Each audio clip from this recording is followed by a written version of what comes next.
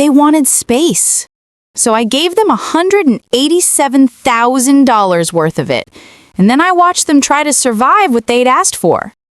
What do you do when the kids you sacrificed everything for look you in the eye and tell you they need space, but still want your money? I found out the hard way. The highway stretched endless under the gray Idaho sky, mile markers blurring past as I gripped the steering wheel tighter than necessary. 16 hours. That's what it took to get from Boise to Columbus, and I'd made this drive every Mother's Day for the past 7 years. Not because they called me Mom, they never did, never would, but because someone had to show up. Someone had to be the constant. My phone buzzed in the cup holder. Another text from David. Safe travels, see you tomorrow. Tomorrow, not today, even though I told him I was leaving at dawn. I'd arrive tonight. Late, but I'd be there. The $12,000 I'd wired last week, on top of the usual $1,000 weekly stipend, should have covered everything. Groceries for the weekend, ingredients for Cynthia's famous honey glazed chicken, maybe some flowers for the table. The little touches that made a house feel like a home, even if it was just an apartment complex off Route 33. I'd sent that money with specific instructions. Make it special this year, I'd texted. I want us to really celebrate. David had responded with a thumbs up emoji. Just that. No excitement, no, can't wait to see you. A thumbs up. 7 years ago, they hadn't used emojis at all. 7 years ago, Cynthia was 14 and David was 12, standing in my living room with trash bags full of clothes and eyes that had forgotten how to trust. Their father, my late husband's brother, had wrapped his car around a telephone pole on a Tuesday night. Drunk. Again. The state had called me because there was no one else. I remember Cynthia's first words to me. We won't be any trouble. She'd been wrong about that. They were trouble in the way that any grieving, traumatized kids would be. Nightmares, failing grades, David's sticky fingers that found their way into my wallet twice before I sat him down and told him he didn't have to steal. He just had to ask. Cynthia's silence that lasted 3 months, her eyes tracking me around the house like I was something dangerous. When they left for Ohio State, full scholarships, both of them, because I'd made sure their grades were covered. I'd cried for 3 days. Then I'd set up the automatic transfers, $1,000 a week, every week, because college was expensive, and I didn't want them working so much they couldn't study, because I didn't want them to struggle the way I had. The Ohio State line appeared, welcome sign weathered and forgettable. My back ached. My eyes burned. I'd been driving since 4 a.m., stopping only for gas and bad coffee, because this was our day, Mother's Day, the one day a year when I wasn't just the woman who paid their bills, I was family. Except lately, something had shifted. The phone calls had grown shorter. Cynthia stopped FaceTiming altogether, claimed her camera was broken. When I asked about classes, about friends, about life, David would answer for both of them. We're good. Everything's good. Super busy with finals. Always the same script, like he was reading from a card. Last month, when I'd suggested visiting for Easter, Cynthia had said they'd be too swamped to host. The month before that, David had asked for an advance on his stipend, $500 extra for textbooks. I'd sent it without question, because that's what you did. You helped. But I'd checked their Instagram later that night. Cynthia at some rooftop bar, cocktail in hand, wearing a leather jacket I'd never seen before. David in the background laughing, new sneakers that looked like they cost more than textbooks ever would. I'd told myself they were just growing up, finding their independence. 21 and 19 now. Not kids anymore. Not really. They were allowed to have lives that didn't revolve around me. They were allowed to breathe. Still, the coldness lingered. The distance felt intentional. I shook off the thought as Columbus emerged from the flat Ohio landscape, all industrial sprawl and highway exits. I knew this route by heart now. Exit 107B, left on Chambers, right on High Street, then 3 blocks to their building. The sun was setting, painting the sky in shades of burnt orange that reminded me of better days. But they had no idea I was watching the both of them acting all weird lately. I'd packed their favorite snacks in the back seat. Chocolate-covered pretzels for David, those weird seaweed chips Cynthia loved, a new hoodie for each of them, Ohio State colors, because I paid attention. I'd even brought the old photo album, the one with pictures of their dad before the drinking got bad. I thought maybe we could look through it together, remember him the way he deserved to be remembered. The apartment complex looked the same as always. Brick facade, numbered parking spots, a sad little courtyard with benches no one ever used. I grabbed the bags from the trunk, balanced the groceries on one hip, and made my way to Unit 214. My heart hammered as I knocked. Not from exertion, from hope. The stupid, stubborn hope that maybe this year would be different. That maybe the coldness had been in my head. That maybe when that door opened, I'd see the kids I'd raised, the ones who used to hug me so tight I couldn't breathe. The door opened. Cynthia stood there, blank-faced, holding a card. No smile. No, "You made it!" No hug. Just a card, extended toward me like a bill she was trying to pay. "Hey," she said flatly.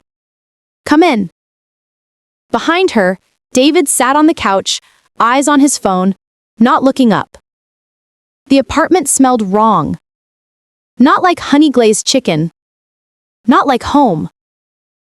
Like nothing at all. I stepped inside, bag still clutched in my arms like a shield. Cynthia moved aside without taking anything from me, and I had to shuffle past her awkwardly, trying not to drop the groceries.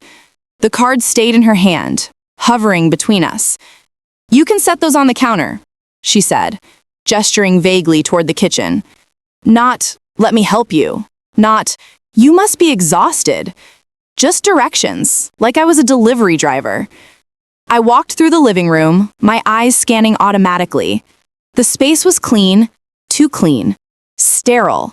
The throw blanket I'd sent last Christmas was nowhere to be seen. Neither was the framed photo of the three of us from their high school graduation, the one where we were all laughing because David had tripped on stage. The walls were bare except for a generic canvas print of the Columbus skyline, the kind you'd find at HomeGoods.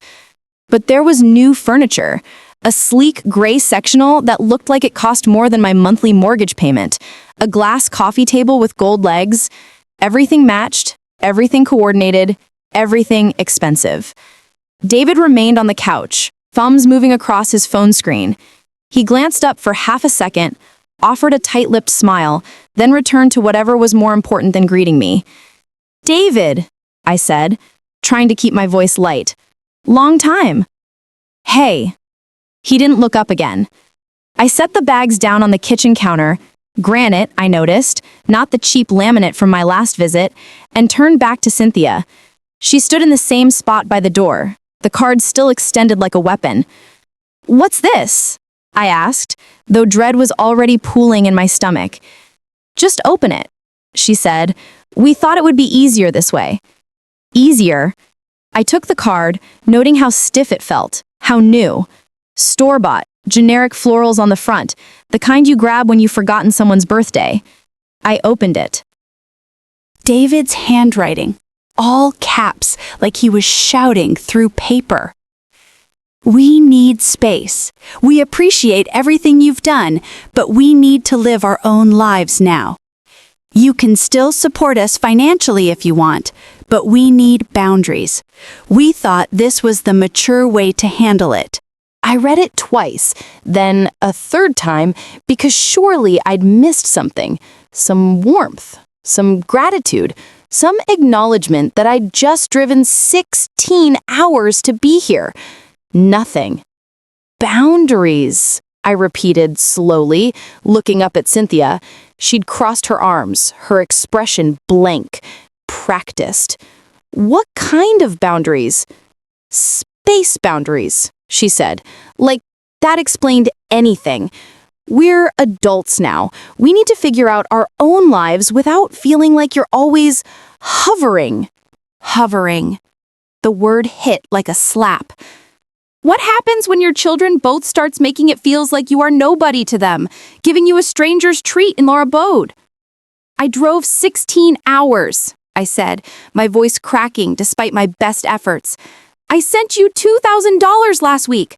I asked you to make lunch. Where's... I gestured around the empty kitchen. No pots on the stove, no smell of cooking. Where's the lunch I asked for? Cynthia's jaw tightened.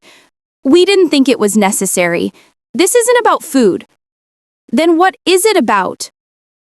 David finally stood, pocketing his phone.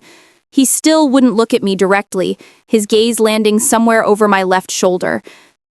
It's about us needing independence, he said, his voice flat, rehearsed. We've been talking about this for a while. Talking about what?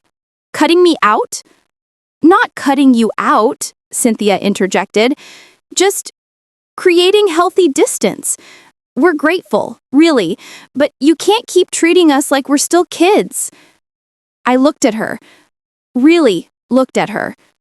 21 years old, wearing a silk blouse I'd never seen before, her nails freshly manicured, a delicate gold bracelet on her wrist. My eyes drifted to the entryway where I'd kicked off my shoes. Next to them sat 2 pairs of designer sneakers. Balenciagas, if I wasn't mistaken. $1,200 a pair. Behind Cynthia, on a hook by the door, hung a leather purse. Gucci. I'd spent enough time window shopping to recognize it. Where did all this come from? I asked, gesturing around. The couch? The furniture? Those shoes? We've been saving, David said quickly. Too quickly. Saving. I let the word hang there. From your stipend? From our stipend and our jobs, Cynthia corrected. We work, you know. We're not completely dependent on you. But they were. I'd checked their bank statements when I set up the transfers. Part-time campus jobs that paid barely anything. The math didn't add up. $4,000 a month from me? Maybe another $500 from their combined work? That didn't buy Balenciagas and Gucci bags and a sectional that belonged in an influencer's apartment. I sent you $2,000, I said again, slower this time, on top of the weekly $1,000. Where did it go? Cynthia's eyes flashed with something, irritation maybe, guilt. We used it for what we needed. I asked you to prepare lunch. I asked you to make this weekend special. And we're telling you we need something different now, she said, her voice hardening. We need you to respect that. The silence stretched. David shifted his weight, uncomfortable. Cynthia held my gaze, defiant. I looked down at the card again. You can still support us financially if you want. The audacity of it hit me like ice water. They wanted space, but they wanted my money. They wanted independence, but not financial independence. They wanted me gone, but not too gone. This is how you do it? I asked quietly. After 7 years, this is how you tell me you don't want me around? A card? On Mother's Day? Cynthia had the decency to flinch, but she recovered quickly. We thought it was the mature way to handle it, she repeated, David's exact words from the card. Mature, I echoed. My hands were shaking. I set the card on the counter, next to the groceries I'd hauled across 4 states. And you think mature is asking me to keep paying your bills while you push me out of your life? Neither of them answered. I grabbed my purse from where I'd set it down. I'm going to get a hotel. You don't have to, David started, but Cynthia cut him off. If that's what you need, she said. What I need. I walked to the door, slipped my shoes back on. My vision blurred, but I refused to cry. Not here, not in front of them. But I had no idea they had been planning all this for a while now. They just made me travel down, leaving me to make an alternate decision. This is total betrayal. Thank you for understanding, Cynthia said behind me. I didn't respond. I left the groceries, left the gifts, left the photo album I'd carried with such stupid hope. The door closed behind me with a soft click. Outside, the Ohio evening was cooling, streetlights flickering on. I sat in my car for 5 full minutes, gripping the steering wheel, trying to breathe. Then, I opened my banking app, and stared at the transaction history. $2,000. Sent last Tuesday. Cleared immediately. And beneath it, stretching back months, withdrawal after withdrawal after withdrawal. I started scrolling. But she had no idea of what they had been spending a lot of money on until she is about to finally find out. The numbers glowed harsh in the dim car interior. I scrolled past this week, last week, the week before. Every Thursday at 9 a.m., like clockwork, $1,000 transferred to their joint account. Rent money, food money, books, utilities, emergencies, life money. Except they weren't using it for life. March 15th? David had texted asking for an extra $500. Textbooks are crazy expensive this semester. I'd sent it within the hour, no questions asked. Now I pulled up his Instagram, fingers trembling as I tapped through his tagged photos. There, March 17th, 2 days after the textbook money. David at a club downtown, bottle service on the table, sparklers shooting up from a magnum of champagne. The caption from whoever posted it? Big spender energy. I switched to Cynthia's profile. She'd always been more careful, more private, but her friends tagged her constantly. I scrolled through weeks of ignored evidence. Cynthia at a rooftop bar in a dress that cost more than my car payment. David, courtside at a Cavaliers game. Both of them at some influencer's birthday party, surrounded by people who looked like they'd never worried about money a day in their lives. And the friend requests I'd sent weeks ago? Still pending. Both of them. They'd lock me out while documenting their new life for everyone else to see. My phone buzzed. A text from Cynthia. Let us know when you get to your hotel. Want to make sure you're safe. The casual concern, like she hadn't just gutted me. Like her safety check absolved her of everything else. I didn't respond. Instead, I started the car and drove, taking random turns until I found a budget inn off the highway. The kind of place with flickering vacancy signs and rooms that smelled like old carpet. I paid cash for one night, climbed the exterior stairs to room 23, and locked myself inside. The space was exactly what I deserved. Cheap, lonely, forgotten. I sat on the edge of the bed and opened my laptop. Bank statements going back 6 months loaded slowly on the motel's terrible Wi-Fi. I created a spreadsheet because I needed to see it. Needed proof I wasn't crazy. January, $4,000 in stipends, $800 for David's car repair. February, $4,000 in stipends, $600 for Cynthia's medical bill. March, $4,000 in stipends, $500 for textbooks, $1,200 for emergency apartment deposit. April, $4,000 in stipends, $2,000 for this Mother's Day weekend. Total, $32,100 in 6 months alone. I calculated 7 years of weekly stipends, birthday money, emergency funds, tuition help before their scholarships kicked in, the car I'd co-signed for, Christmas and spring breaks, summer living expenses. The number that appeared on my screen made my hands shake. $187,000. $187,000. More than I'd spent on myself in a decade. I thought about the signs I'd rationalized away. Last December, when Cynthia had stopped calling and only texted. Just so busy with finals, easier to text. I'd understood. I'd been young once, overwhelmed by deadlines and social obligations. February, when David started answering for both of them on our weekly FaceTime calls. Cynthia's at the library. Cynthia's napping. Cynthia's in class. Never available, but always present in the background of his friends' stories, laughing and bright, and clearly not at any library. The advance requests that became more frequent, the vague explanations, the way they'd stopped saying thank you and started saying got it when I sent money. And still, I'd sent it. Because what else did I have? What else was I good for? I grabbed my phone and called Cynthia. She answered on the third ring. Did you get a room? I need to see your bank statements, I said, skipping past pleasantries. Both of you. I need to see where the money's going. Silence.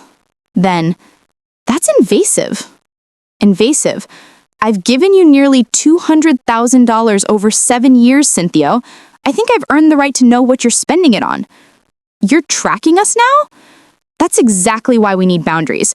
You can't just demand access to our private finances. Private?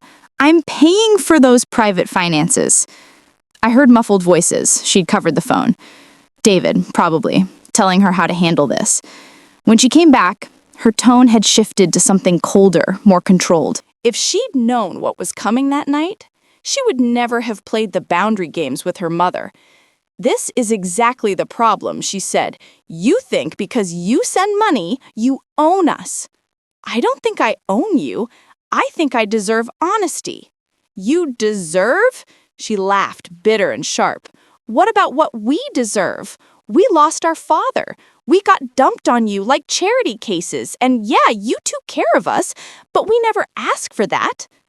The words hit like physical blows. You were children, 14 and 12. What were you supposed to do? Raise yourselves? Maybe. Her voice cracked, and for a moment I heard the teenage girl she'd been, angry and grieving and impossible. Maybe we should have figured it out ourselves instead of spending 7 years feeling like we owe you everything. You don't owe me anything, I said quietly. I never asked for payback. Really? Because every time you send money, every time you call, every time you show up unannounced, it all comes with strings. Make it special, prepare lunch, send photos. You say you don't want anything, but you want everything. I closed my eyes. I wanted a relationship. I wanted to be family. We never asked you to sacrifice, Cynthia shouted, and I heard her. Finally, really heard her. The years of resentment, of feeling trapped, of wanting to grow up without someone watching. You chose that. You chose to take us in, to send money, to make us your whole life. That's on you, not us. The line went quiet, except for her breathing. Where's the $2,000, Cynthia? We used it. On what? Bottles at clubs? Designer bags? A couch that costs more than... She hung up. I stared at my phone, then at the motel room around me. 17 hours ago, I'd been on the road filled with hope. Now, I was alone in a budget inn, looking at spreadsheets that documented my own foolishness. My phone buzzed again. David this time. You should go home. This visit isn't working out. I typed back, I paid for this weekend. $2,000. His response came immediately. And we're grateful, but we still need space. Grateful, I thought. They'd used that word 3 times now. Grateful, but not sorry. Grateful, but not ashamed. Grateful, but not willing to change anything. I opened my banking app one more time, staring at the automatic transfer scheduled for next Thursday. $1,000, same as always. My finger hovered over the cancel button, but I didn't press it. Not yet. Because walking away meant admitting that 7 years had meant nothing, that I'd raised them wrong, that I'd failed at the only thing I'd tried to do right since their father died. I set the phone down and lay back on the motel bed, staring at the water-stained ceiling. Tomorrow, I decided. Tomorrow I'd figure out what to do. Tonight, I'd just survive the hurt. Sleep didn't come. I lay in the dark listening to trucks rumble past on the highway, my mind cycling through the same conversations, the same card, the same cold look in Cynthia's eyes. At 2 a.m., I gave up and opened my laptop again. The bank statements told a story I'd been too trusting to read. I pulled up their account activity. I still had access from when I had set up the transfers years ago, back when they were teenagers who needed oversight. They'd never asked me to remove myself, and I'd never thought to. January through August of last year. Steady, reasonable spending. Groceries, utilities, gas, occasional restaurants. The pattern of normal college kids trying to budget. September, the first spike. $800 at a furniture store. $400 at Nordstrom, $600 at some place called Lux Lounge. October through December, escalating. Designers I recognized, Gucci, Balenciaga, Saint Laurent. Venmo payments to people I didn't know with captions like "best night ever" and "you're a legend." January through April this year, completely unhinged. Thousands flowing out weekly to clubs, restaurants, retail stores. The $1,000 I sent every Thursday disappeared within 48 hours like water through a sieve. But here was the thing. Their income hadn't changed. Same part-time campus jobs, same scholarship refunds. The math didn't work unless I pulled up Venmo, searching for David's username. His transactions were public, because of course they were. He'd been receiving payments, regular ones. $300 here, $400 there, always from the same username, at Thomas Builds Wealth. I clicked through to the profile. The avatar showed a man in his late 20s, good-looking in that calculated way influencers perfected. Sharp jawline, expensive haircut, knowing smirk. His bio read, "Financial Freedom Coach, helping you break chains and build wealth. DM for consulting." My stomach turned. I switched to Instagram and searched his name, Thomas Keller. 40,000 followers. His feed was exactly what I'd feared. Luxury cars he claimed to own, stacks of cash fanned out on marble counters, motivational quotes overlaid on photos of private jets, and weaved throughout videos of him coaching young people on how to monetize their networks and leverage family resources. I scrolled back through 6 months of posts. October, a photo of him with his arm around someone who looked like Cynthia, though her face was angled away. Caption, "Surrounding yourself with ambitious people is the first step to abundance." November, a video titled, "How to Set Boundaries with Financial Manipulators." I clicked play, volume low. Marcus's voice was smooth, practiced. Family can be the biggest obstacle to your success. They'll say they love you, but really, they're keeping you small. They're using money to control you, to make you feel guilty for wanting more. You have to break free from that toxicity. I felt cold. December, another post, this one sharper. Sometimes the people who claim to love you are really just controlling you. Real love means freedom. Real love means trust. If someone needs receipts for every dollar, needs updates on every move, that's not love, that's ownership. Break free. 42,000 likes. Hundreds of comments from young people calling him inspiring, life-changing, a truth teller. I stared at the screen, my throat tight. Was he wrong, though? Had I been keeping receipts, demanding updates, turning love into a ledger? Or was I just a woman who'd given everything and deserved basic honesty in return? I searched Cynthia's Instagram for any trace of him. She'd been careful, no photos together, no tags. But then I found it. A comment from 3 months ago on one of her posts. A photo of her studying at a coffee shop. Thomas had written, "Proud of you for choosing yourself. Keep rising." She'd liked it, responded with a heart emoji. I clicked back to David's Venmo history. The payments from Thomas started in September. Small at first, $200, $300, but growing. By February, he was sending David $800 a week. For what? What was David doing to earn that? I thought about their apartment, the way David wouldn't meet my eyes, the subletting. I grabbed my phone and called Jerry, their landlord. I'd met him 2 years ago when I co-signed their lease. A gruff man in his 60s who appreciated tenants who paid on time. It was nearly 3 a.m., but Jerry answered on the 4th ring, his voice gravelly with sleep. "This better be important." "Jerry, it's me, Cynthia and David's aunt. I'm sorry to call so late, but I need to ask you something." A pause. "Everything okay with the kids?" "That's what I'm trying to figure out. Have you noticed anything unusual at their apartment? Extra people coming and going?" Jerry sighed, and I heard rustling, like he was sitting up. "I was going to call you about that, actually.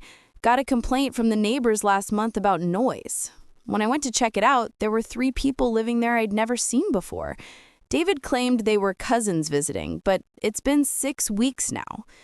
My chest tightened. "Subletting? Looks like it.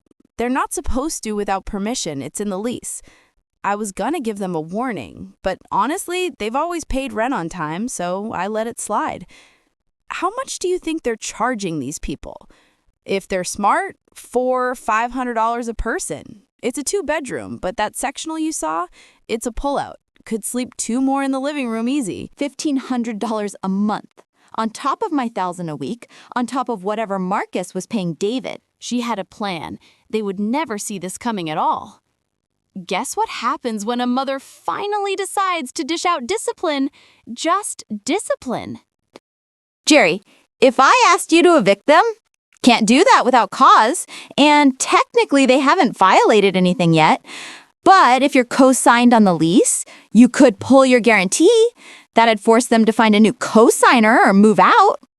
I thanked him and hung up, my mind racing. I pulled up Marcus's Instagram again, scrolling through his followers until I found Cynthia. Her profile was locked to me, but she followed him. So did David. So did a dozen other accounts tagged in Marcus's success story posts. All young, all polished, all documenting lives that looked expensive and empty. I clicked on a few profiles. Same pattern. Luxury goods, club photos, inspirational quotes about cutting off negative people. And in the comments, Thomas. Always Thomas, encouraging them, praising them, positioning himself as the only person who really understood. One girl's bio read, reformed people pleaser, no longer accepting guilt trips. Another's, family is chosen, not given. It was a cult, not religious, not political, but a cult of financial manipulation wrapped in empowerment language. And Thomas was at the center, collecting his percentage while teaching kids to burn their safety nets. I went back to his page and watched another video, this one from 2 weeks ago. Your family's money isn't charity, it's reparations. They owe you for the childhood you didn't get, for the opportunities they took from you. Don't feel guilty for taking what's yours. Secure the bag. Then secure your peace. The comments were full of young people sharing their stories, their plans to ask for graduation money or emergency funds before cutting contact. Thomas replied to dozens of them, always encouraging, always validating, always suggesting they could make more if they played it smart. I took screenshots. Every post, every comment, every piece of evidence that this wasn't about Cynthia and David growing up, it was about them being taught to use me. But underneath my anger was something worse. Recognition. Because Cynthia's words from earlier echoed in my head. We never asked you to sacrifice. Maybe I had been controlling. Maybe my love had come with too many strings. Maybe I'd created the perfect conditions for someone like Thomas to swoop in and offer them an alternative. Maybe we were both wrong. I looked at the clock. 4:30 a.m. In a few hours, I'd need to decide what to do. Cut them off completely and prove Thomas right, that I was just a controller who withdrew love when I didn't get obedience, or keep paying and enable whatever this was. Neither option felt like winning. I opened a new browser tab and searched, financial exploitation by influencers, what to do. The results weren't encouraging. By 7 a.m., I'd showered, dressed, and made a decision. I wasn't leaving Ohio yet. I extended my motel stay another 3 nights. Paid cash. Then I drove to a coffee shop across from their apartment complex and parked where I could see their building.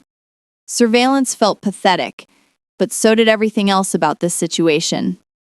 David left first, 8:30 a.m., backpack slung over one shoulder. He climbed into the Honda I'd co-signed for and drove toward campus. 20 minutes later, Cynthia emerged wearing gym clothes and oversized sunglasses. She walked 2 blocks to a yoga studio. Normal morning, normal lives.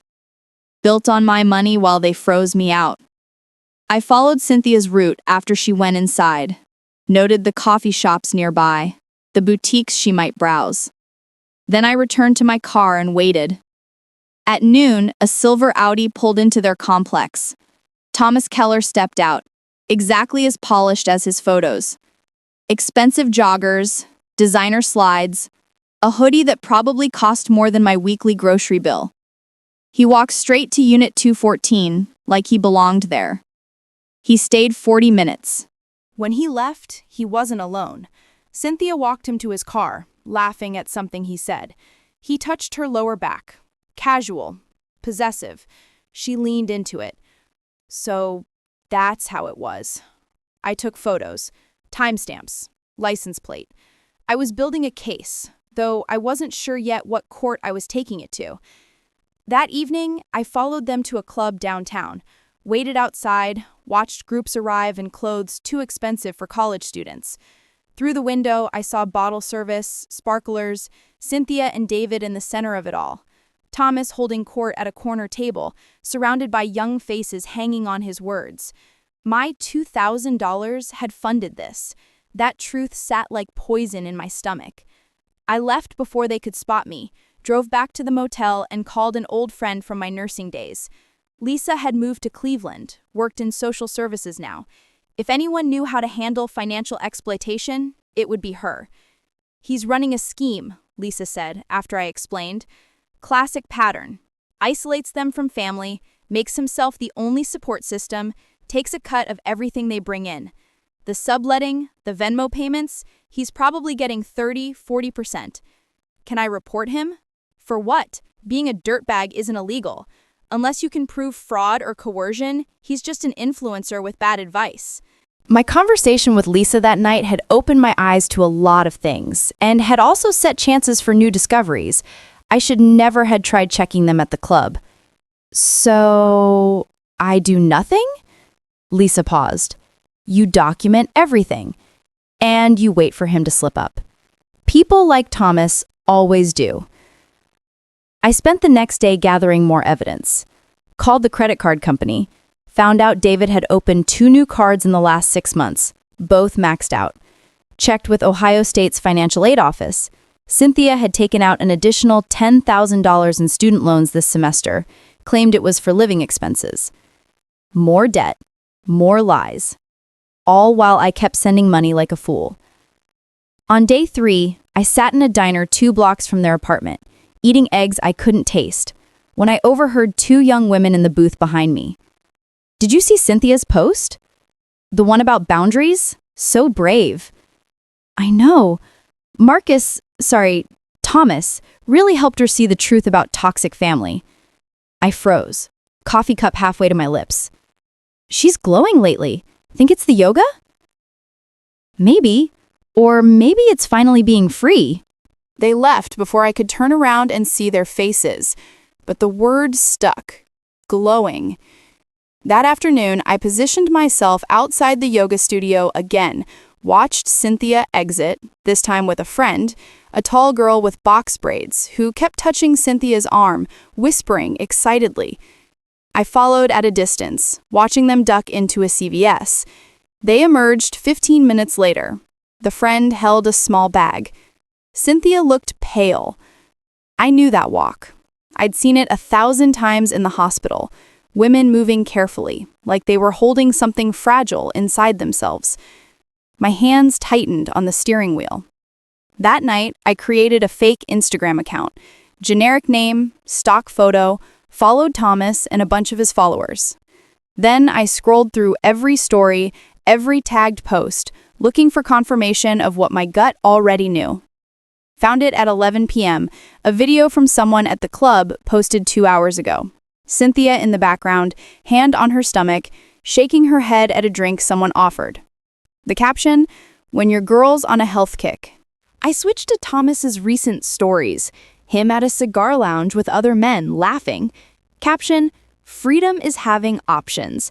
Never get locked down." The pieces assembled themselves.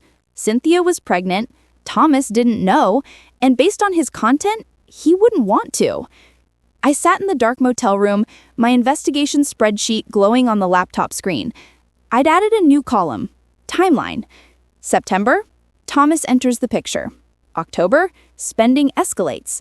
December, space conversation likely begins. February, Cynthia stops calling. April, the Mother's Day card, the ultimatum.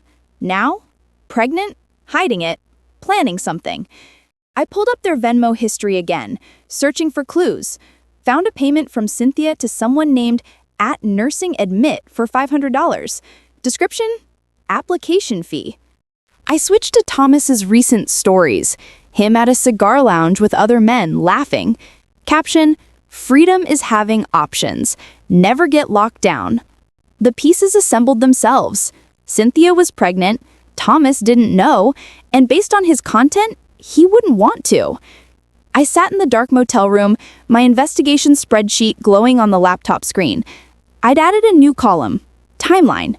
September, Thomas enters the picture. October, spending escalates. December, space conversation likely begins. February, Cynthia stops calling. April, the Mother's Day card, the ultimatum. Now, pregnant, hiding it, planning something. I pulled up their Venmo history again, searching for clues. Found a payment from Cynthia to someone named @NursingAdmit for $500. Description, application fee. And then I'd watch very carefully what they ask for. But she had no idea I was watching. The pregnancy changed everything. Not because it made me sympathetic, though part of me ached for Cynthia, pregnant and scared, and trapped between a man who'd abandoned her and an aunt she'd just pushed away. But because it meant she was vulnerable, and vulnerable people made mistakes. I just had to wait for hers. David arrived at Starbucks 5 minutes late, scanning the room like he expected an ambush. I waved from a corner table, 2 coffees already waiting. His usual order, caramel macchiato, extra shot. He sat slowly, hands wrapped around the cup. You remembered. Of course, I kept my voice soft, apologetic. I've been doing a lot of thinking since the other night. Yeah? You and Cynthia were right. I have been controlling. I didn't see it, but I do now. The lies tasted bitter. I thought I was helping, but I was really just holding on too tight. David's shoulders dropped an inch. We didn't want to hurt you. I know. I sipped my coffee, gave him space to fill the silence. It's just, we're not kids anymore. We need to make our own choices, even if they're mistakes. I understand that now, and I want to support you differently. More space, like you asked, but still present. I paused, let the hook dangle. I've been thinking about graduation gifts. Something significant. To show I trust you both to build your own futures. His eyes sharpened. Graduation gifts? You're graduating in December, Cynthia next May. I want to do something meaningful. Maybe help with grad school applications? First and last month's rent somewhere new? I don't know. What would actually help? David leaned forward. Cynthia's been looking at nursing programs. Really? That's amazing. I didn't know she was interested in healthcare. Yeah, she's been researching schools. Wants to get her RN, maybe work in pediatrics. And David, what about you? What do you need? He shrugged. I'm good. Just need to figure out my next steps. No grad school plans? Maybe eventually. Right now, I'm just trying to get my head straight. I wanted to ask about the Venmo payments, the max credit cards, the subletting. But I stayed in character. Understanding, generous, naive. Well, think about it. I want to help you both start strong. I pulled out my phone. Should we all have dinner? Tomorrow night? I can tell Cynthia about the nursing school fund. David's face brightened. She'd love that. She feels bad about how things went down. No need for guilt. Fresh start, right? Right.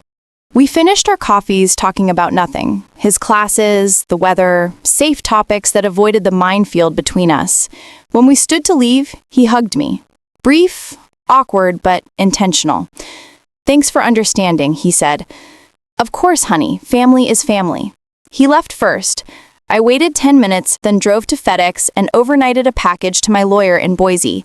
Inside, printed bank statements, screenshots of Thomas's posts, the subletting evidence, photos of the Venmo payments. A note. Need everything documented as loans, not gifts. Prepare paperwork ASAP. Then I called Jerry. That lease co-signature we talked about? I want to know my options for withdrawal. Send me the terms. You cutting them loose? Just planning ahead. Guess what I had planned ahead of time? Even before I involved my lawyer. I have a lot to unveil while at my new occupation as an investigating personnel. That afternoon, I texted Cynthia directly. David told me about nursing school. I'm so proud of you. Let's celebrate tomorrow. Dinner at Giovanni's? 7 p.m.? My treat. Her response came fast. Really? That would be amazing. Thank you. Giovanni's was the Italian place we'd gone to for every major milestone. David's high school graduation, Cynthia's scholarship acceptance, birthdays, achievements, the markers of a family that no longer existed. Fitting location for what came next. I spent the rest of the day rehearsing, practiced looking hopeful in the motel mirror, tested different tones of voice until I found the right mix of warmth and weariness. I couldn't seem too eager, that would raise suspicion, but I couldn't seem too cold either.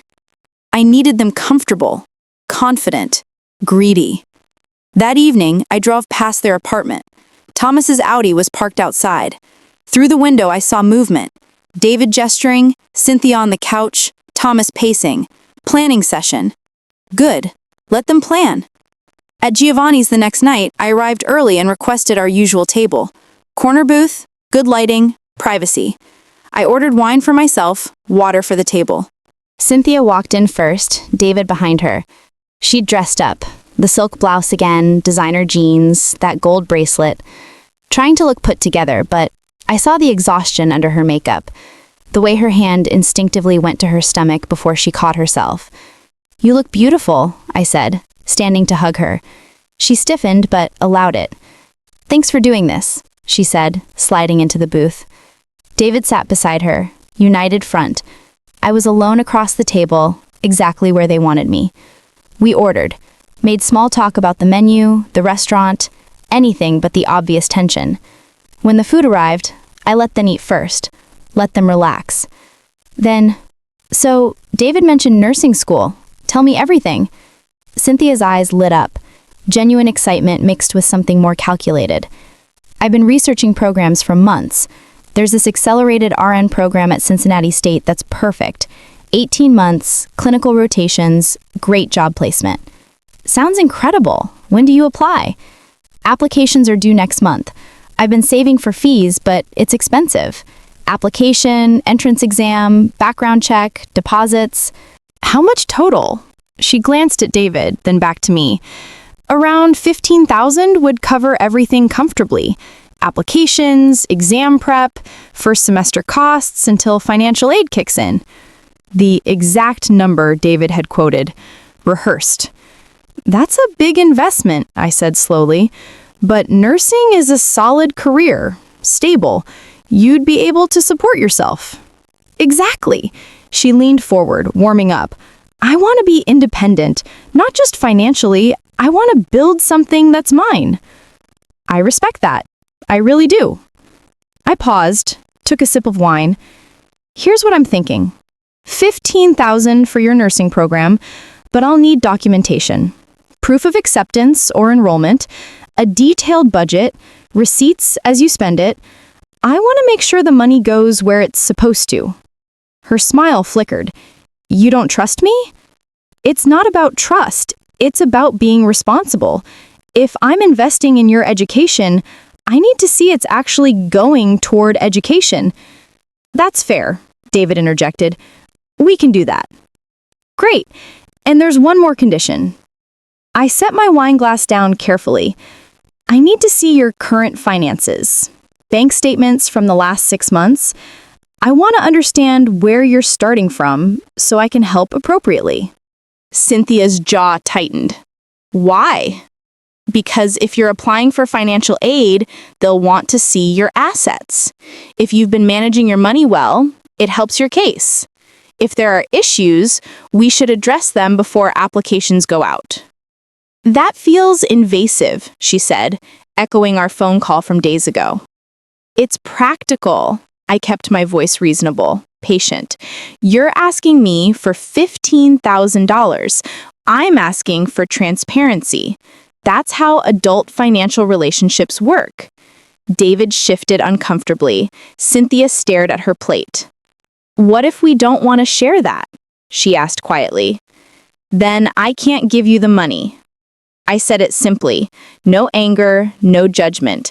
"I'm happy to help, but not blindly. Not anymore." "Not anymore?" Her voice sharpened. "So you admit you were doing it blindly before?" "I was doing it out of love. Now I'm doing it with boundaries." "Isn't that what you wanted?" She had no answer for that. If they had known what was coming for them that moment, they would never have accepted the hangout initially. The table went quiet. Our waiter approached, saw the tension, retreated. Finally, David spoke. "We'll get you the bank statements. And the nursing school documentation? I'll have the applications ready by next week," Cynthia said tightly. "Perfect." I smiled, genuine and warm. "I'm really excited to see you pursue this. You're going to be an amazing nurse." She didn't smile back. We finished dinner in strained silence. I paid the bill, $180 for a meal no one enjoyed.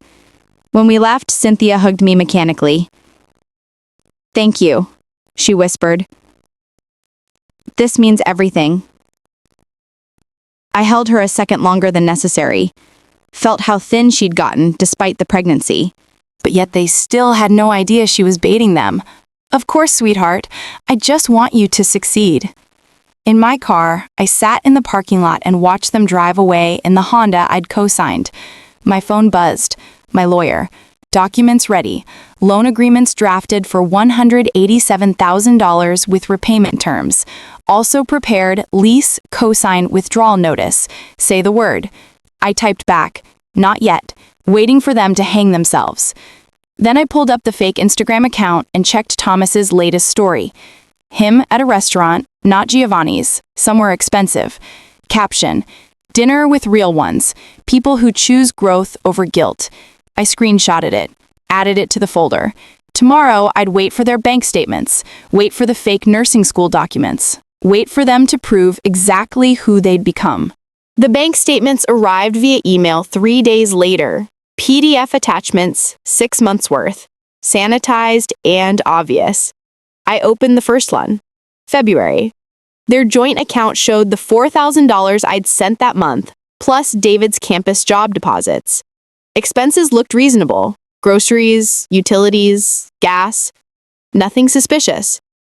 But they had no idea I was collating information just to be factual dealing with them legally.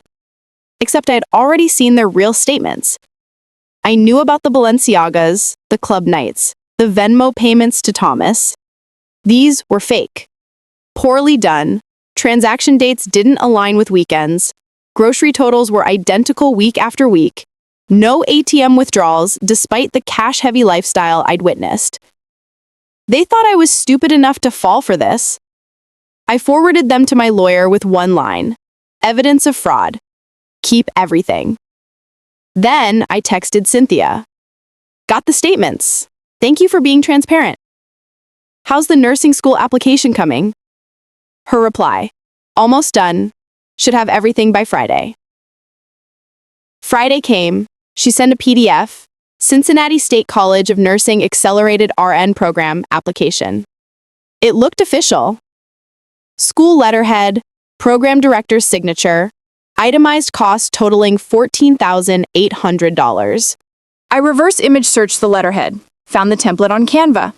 Checked the program director's name against Cincinnati State's website. No match. Called the school's admissions office directly. "Hi, I'm trying to verify an application for my niece, Cynthia Torres." The woman put me on hold. Came back 2 minutes later. "We have no application on file for that name. Can you check if she's inquired about the program? Maybe attended an information session?" "Let me look." Pause. No record of any contact from a Cynthia Torres. I thanked her and hung up. So there it was. David had provided falsified bank statements. Cynthia had created a fake acceptance letter. They were planning to take $15,000 and run. I could have confronted them immediately, could have sent the evidence, cut them off, walked away. But I wanted them to face it, wanted to see their expressions when they realized I'd known all along. I scheduled a celebration dinner for Sunday. Texted both of them.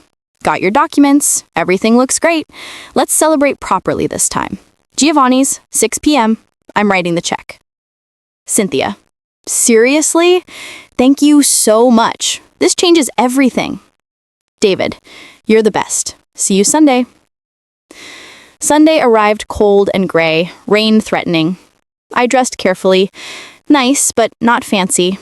the role of proud guardian one last time. I arrived at Giovanni's early again. Same corner booth. This time, I brought a leather folder. Inside, printed copies of their real bank statements from my access to their account, screenshots of Thomas's Instagram posts, photos of the subletting, Venmo payment histories, the fake documents they'd sent me, call logs from Cincinnati State, and one document clipped to the front, a loan agreement for $187,000. They arrived together, Cynthia glowing despite the rain. She wore a new dress, designer again, something that probably cost $300 of my money. "This is so exciting," she said, sliding into the booth. "I can't believe I'm really doing this." "Neither can I said honestly. We ordered. I let them talk, make plans, paint futures built on lies. David mentioned possibly taking a gap year, traveling. Cynthia described clinical rotations she'd never attend. When the food arrived, I didn't touch mine. Instead, I opened the leather folder. "Before we celebrate, I want to show you something." I slid the loan agreement across the table. "This is a legal document detailing every dollar I've given you over 7 years, $187,000. I've had my lawyer prepare it as a loan, not a gift, repayable over 20 years at 2% interest." Cynthia's fork stopped halfway to her mouth. "What?" "I'm converting all my financial support into a formal loan. You wanted independence, adult treatment. This is how adult financial relationships work." "You can't do that," David said, voice rising.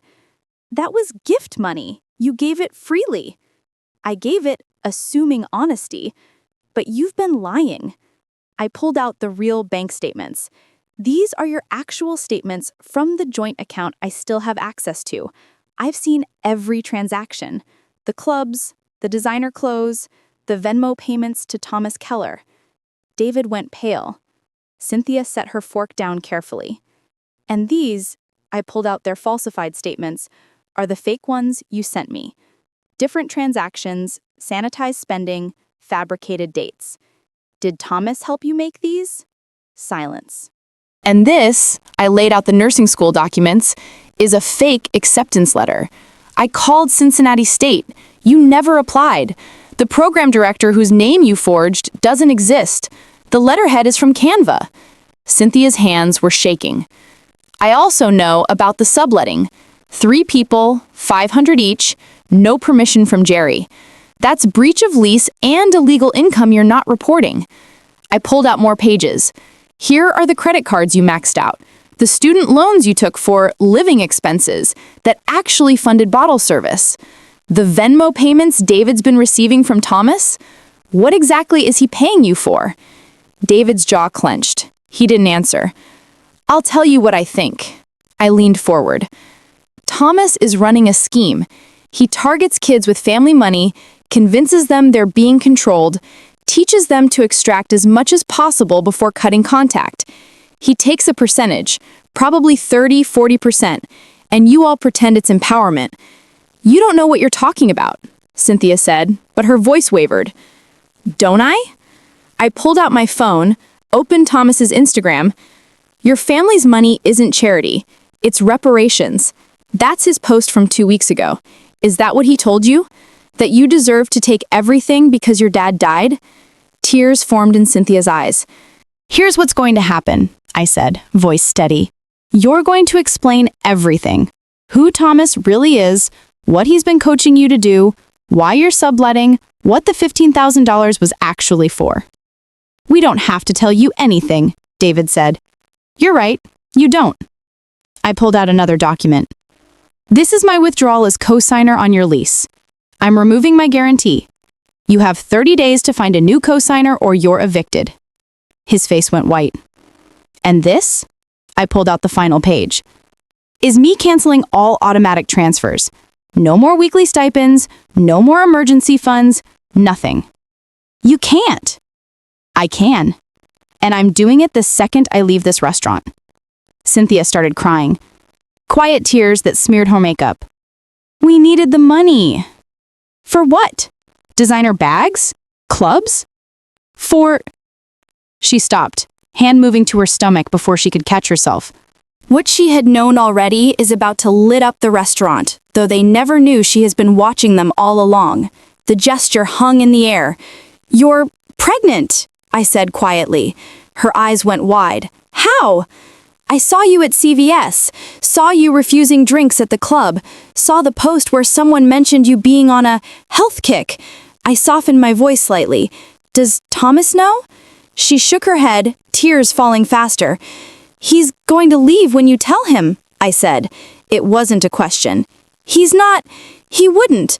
Read his posts, Cynthia. Never get locked down. Freedom is having options. You think he's going to stick around for a baby?" She covered her face with her hands, shoulders shaking. David finally broke. "It was supposed to be simple.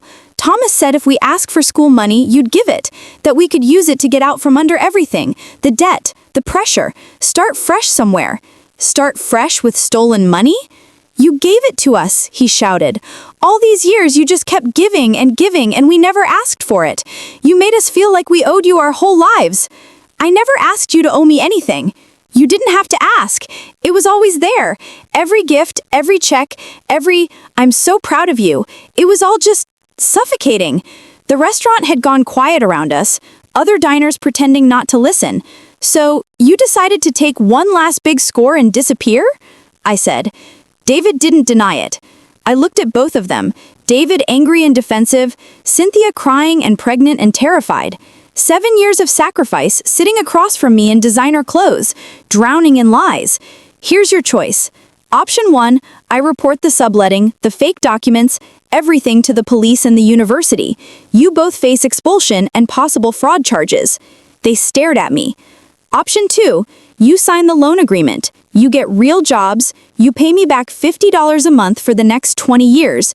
You cut off Thomas completely, and I mean completely, blocked on everything, no contact. "That's not fair," David whispered. "Fair?" I laughed, bitter. "You committed fraud. You lied to my face for months. You let some influencer con artist teach you that stealing from family was empowerment? And you think I'm being unfair?" Cynthia wiped her eyes. "What about the baby? What about it? I can't do this alone." I looked at her for a long moment. 21 years old, pregnant, betrayed by everyone, including herself. "You should have thought about that before you tried to scam me." I stood up, left the folder on the table. "You have 24 hours to decide. Sign the loan agreement and commit to repayment, or I go to the police. Your choice." "Wait," David started. 24 hours. I walked out of Giovanni's into the rain, got in my car, sat there shaking, adrenaline crashing through me like a wave. My phone buzzed. Text from Cynthia. "Please, I'm sorry. We're so sorry." I didn't respond. Another buzz. "David, we'll sign. Whatever you want. Just please don't report us." I put the phone on airplane mode and drove back to the motel. Tomorrow, I'd decide what mercy looked like. Tonight, I just needed them to know what consequences felt like. I didn't sleep. At 6 a.m., I turned my phone back on. 43 messages, begging, desperate, panicked. "David, Thomas is out. We blocked him." "Cynthia, I'm pregnant and alone and scared, and I know I don't deserve your help, but please." I checked Thomas's Instagram, posted 3 hours ago. A plane, Miami bound. Caption, "New markets, new opportunities." He'd already run. I forwarded everything to Lisa. Let the law handle Thomas Keller. At 8 a.m., I showed up at their apartment. David answered, eyes red. Inside, Cynthia sat in sweatpants, no makeup, looking 17 again. "Complete honesty," I said.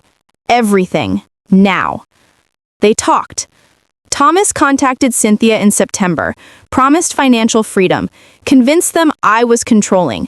The subletting was David's idea. Thomas took 40%. The fake documents came from Thomas's contacts. Cynthia was 13 weeks pregnant, no prenatal care, planning to hide it forever. Thomas is in Miami, I said. He's not coming back. Cynthia closed her eyes. Here's what happens now. You sign the loan agreement, $187,000, 20 years, $50 monthly. Miss a payment, I take legal action. Subletting ends this week. You get real jobs. Thomas stays blocked. And Cynthia, you see a doctor. I'll pay for the first appointment. After that, you're on your own. You don't have to, she started. I'm doing it for the baby, not you. I pulled out the agreement. Sign. They did, hands shaking. Weekly stipends stop today. I'm withdrawing as lease cosigner, 60 days to figure it out. If you have a real emergency, you can call, but the free ride is over. Will you ever forgive us? Cynthia whispered. Ask me in a year, when you've made payments, when you've proven you meant it. At the door, I turned back. Text me when the appointment's scheduled. Thank you, she breathed. Don't thank me yet. In my car, I called my lawyer. They signed, file it. Later, Cynthia texted, doctor appointment Thursday, 10 a.m. I responded, I'll send payment, you show up. That night, in a real hotel, I finally slept. Morning brought one message. David, subletters moving out tomorrow. I didn't respond. Tomorrow, I'd drive home to Idaho. Tonight, I felt relief. Not forgiveness, not resolution, just the simple relief of knowing what happened next wasn't on me anymore. They wanted space. They got it. Weekly stipends stop today. I'm withdrawing as lease cosigner, 60 days to figure it out. If you have a real emergency, you can call, but the free ride is over. Will you ever forgive us? Cynthia whispered. Ask me in a year, when you've made payments, when you've proven you meant it. At the door, I turned back. Text me when the appointment's scheduled. Thank you, she breathed. Don't thank me yet. In my car, I called my lawyer. They signed. File it. Later, Cynthia texted, doctor appointment Thursday, 10 a.m. I responded, I'll send payment. You show up. That night, in a real hotel, I finally slept. Morning brought one message. David, subletters moving out tomorrow. I didn't respond. Tomorrow, I'd drive home to Idaho. Tonight, I felt relief. Not forgiveness, not resolution, just the simple relief of knowing what happened next wasn't on me anymore.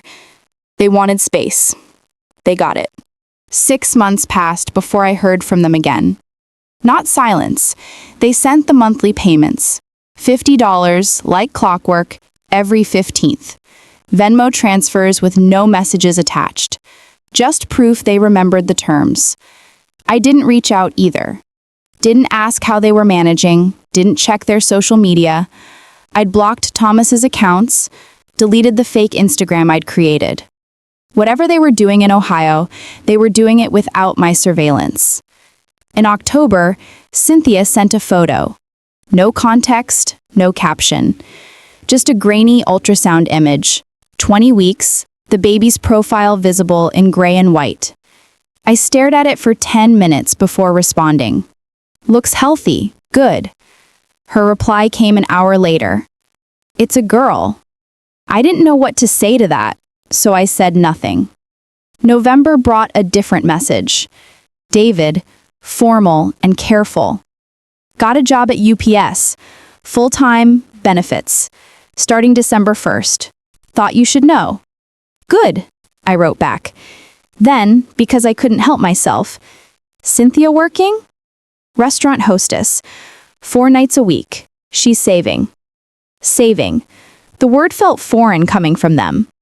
December 15th, the payment arrived with a note attached. Extra $20 this month. Catching up. I checked the loan balance. They'd paid $350 total. Only $186,650 to go. The math shouldn't have made me smile, but it did. Christmas came. I didn't send gifts, didn't call, but on Christmas Eve, my doorbell rang. A package sat on the porch. Return address from Columbus. Inside, a photo frame. Simple wood, nothing expensive. The picture showed Cynthia, visibly pregnant now, standing next to David outside a different apartment. Smaller building, older neighborhood. Behind them, you could see moving boxes through the window. On the back, David's handwriting. New place, $600 a month. We're figuring it out. I put it on my kitchen counter. Didn't display it, but didn't throw it away either. New Year's came and went. The January payment arrived on time. Then, in February, my phone rang at 2 a.m. Cynthia, breathless and scared. She's coming. The baby. I'm at the hospital and David's working night shift and I didn't know who else to call. I was out of bed before I decided to be.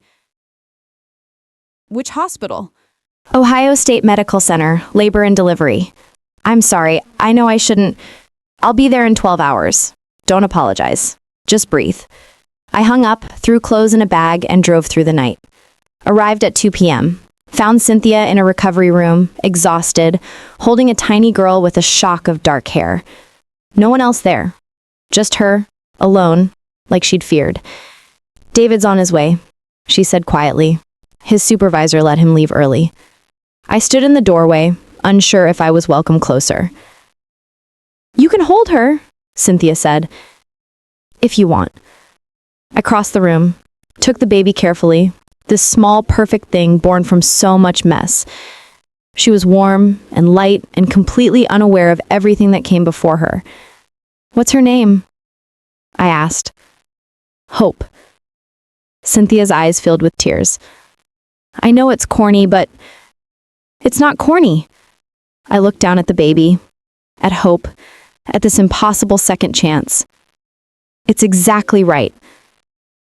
David arrived 30 minutes later, still in his UPS uniform, out of breath from running through the hospital.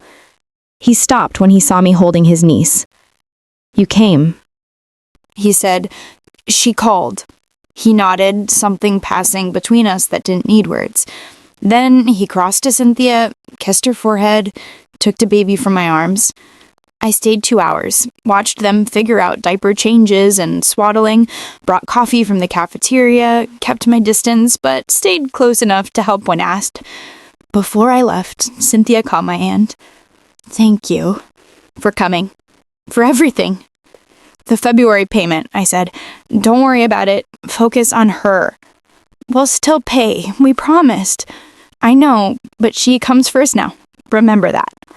I drove back to Idaho that night, 16 hours alone with my thoughts and the memory of that baby's weight in my arms. They'd asked for space. I'd given it. But maybe space didn't have to mean distance forever. Maybe it just meant room to grow.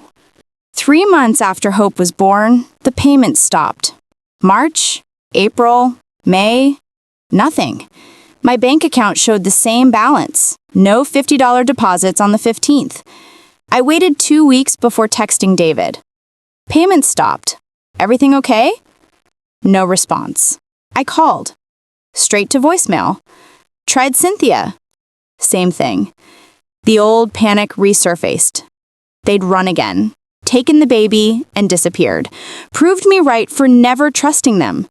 I pulled up their Instagram profiles. Both accounts deleted. But my next plan is going to make them wondering if I wasn't the same woman they'd known who provides and also care for them, even though I had to do all that single-handedly. I sat in my kitchen staring at the photo frame they'd sent at Christmas, that picture of them outside their cheap apartment, trying to look hopeful. Had it all been performance? One last con before vanishing? I called Jerry in Columbus. The kids still at their new place? Far as I know, lease runs through August. They're not answering calls. Want me to do a wellness check? I almost said yes. Almost let the old instinct take over. Swoop in, fix it, take control. No, I said instead. If they need me, they'll call. But I didn't sleep that night. Or the next. On day 4, my doorbell rang at 6 a.m. I opened it to find David on my porch, holding Hope in a car seat. The baby was bigger now, alert, watching everything with dark, serious eyes. "Can we come in?" he asked. My heart hammered. "Where's Cynthia?" "She's in the car. She's scared you won't want to see her." I looked past him, saw the Honda in my driveway, Cynthia in the passenger seat, staring at her lap. "Why are you here?" David shifted Hope's car seat to his other hand. "Can we come in first?" I stepped aside. Cynthia entered slowly, like she was walking into a courtroom. She'd lost the baby weight, looked tired, but stronger somehow. More real. But what is about to happen will show the level of nonchalance I'm about to start with them. They made me feel less of my sacrifices all the while, by the way. They sat on my couch, the same couch they'd sat on 7 years ago with trash bags full of clothes. "We missed 3 payments," David said. "We know we broke the agreement." "Why?" He glanced at Cynthia. She took a breath. Hope had a fever, high one. We took her to the ER, stayed 2 nights. Bills came to $4,000 even with Medicaid. We couldn't make rent and the payment both. "So you chose rent." "We chose keeping her safe," Cynthia said quietly. "The apartment, food, electricity. We chose being responsible parents over being good debtors."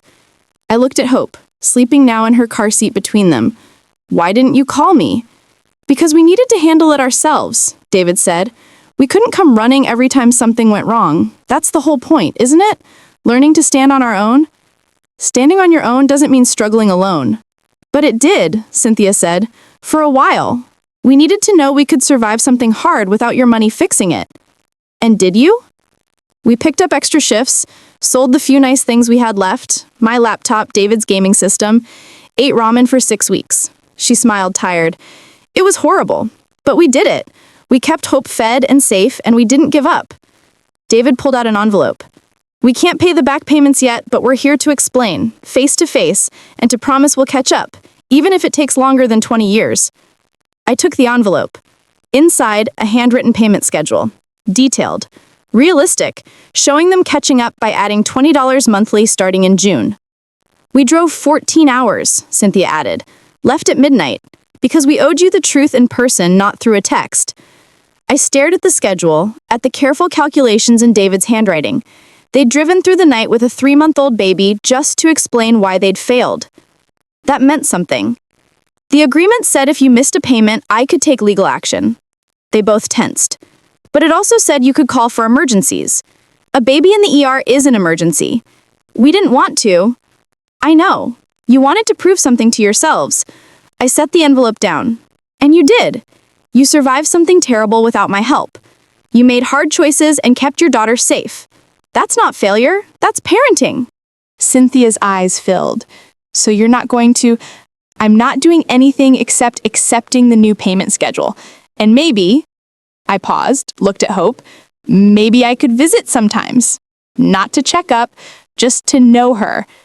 "You'd want that?" David asked.